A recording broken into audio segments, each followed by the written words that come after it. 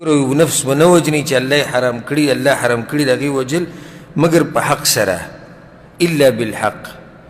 دا حق څه دی؟ حدیث کې راغلی پیغمبر صلی الله علیه وسلم وایي چې درې کارونه دي نو بیا د مسلمان قتل روا دی. یو چې څوک په ناحقه مړ کړي نو قصاص ترې اخیستی شي. دویم چې مرتد شي.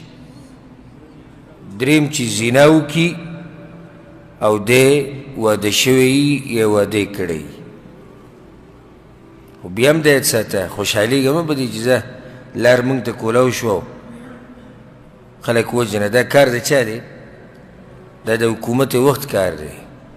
زه بار بار دې خبرې له ډېر زور ورکومه چې کوم ځای کې موږ داسې مسله ذکر کړو چې شریعت پې سزا یې ښودي، نو بیا ورسره دا تنبیه لازم ورکوو چې د دې سزا او د دې حد قایمول دا د حکومت کار دی، دا د خلیفه کار دی، دا د باچا کار دی، دا د حاکم کار دی، د قاضي کار دی، زما ستا کار نه دی. ما ورته که یو سړی ونیسم په دې باندې چې وایي د زنا کړې ده، راسره پې ګواهان ومي، نو بیا م وجل زما ستا په اختیار کې نه دي. شریعت د اختیار افرادو له نه دی ورکړی. پای کې یو څو نقصانات دي. یو نقصان دا دی چې کله ته راولګې او حدود قایمه او خلک وجني. یو نقصان دا دی چې دا خلک به د نه بیا تپوس وکړي او راوبه دې نیسي. اوس د حکومت نه خو څوک تپوس نشي کولی. لکه اوس په دې ملک کې یو سړی ونیوی شو بل کسې وجلی دی، حکومت د هغه نه قصاص واخلي او هغه مړ کړي که چېرته د هغه وارثان یې نه معاف کوي. نو بیا څوک دی چې دې حکومت نه تپوس وکړي چې تا ولې وژلی؟ قصه وختمه شو.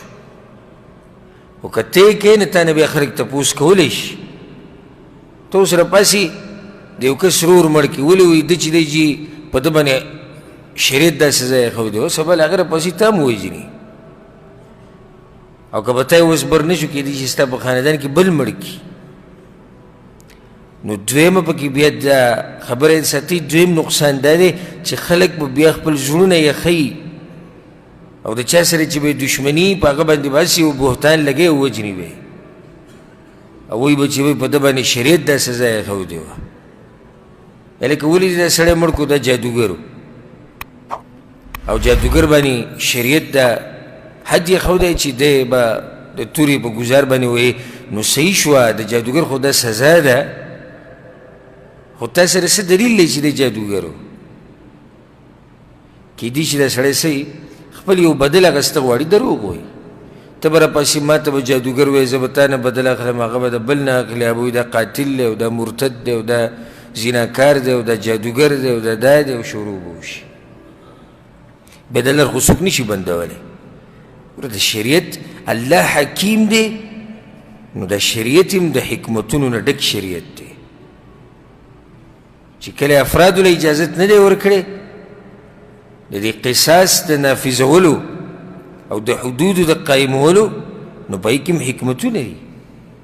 دا د افرادو کار نه دی، دا د حکومت وخت د خلیفه، د حاکم، د قاضي یا داسې علاقه چې هلته حکومت نه وي خو مشران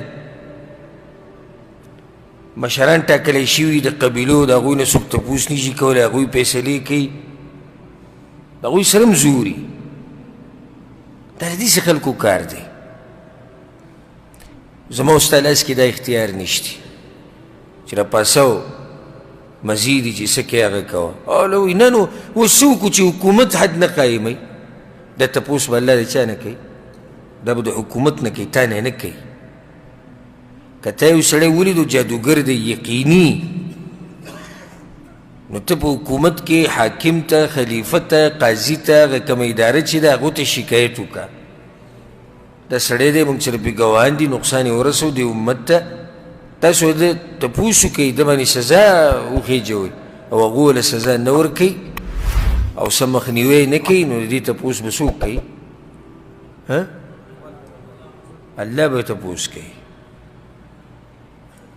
ما ورته خو تپوس نشو کولی. او نه موتن الله د هغه کار تپوس کوي چې زما او ستا وس کې نشتي. لا يكلف الله نفسا الا وسعها. الله په یو نفس باندې دومره بوج ږدي څومره چې اوچتولی شي د هغې نه زیات بوج پرې نه ږدي.